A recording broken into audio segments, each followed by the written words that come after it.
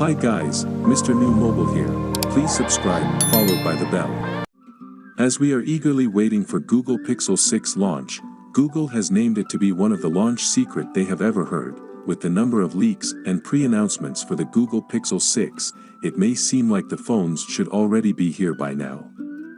Furthermore, let me know the device you are watching and the country you are right now in the comment below. Are you ready for today's event? Let's go there. As we already know, the Pixel 6 and 6 Pro exist, what they will look like, and that they will use a Google-designed CPU. We also have an idea what the camera specs will be, what the new wireless charging stand probably looks like, and even what's inside. The only thing left is for Google to fill out the remaining details we don't know and launch the Pixel 6 and 6 Pro. Google has one of the worst track records for keeping things secret, so perhaps hoping for a surprise or two might be a stretch, but the long-rumored, folding Pixel could still materialize alongside other surprises.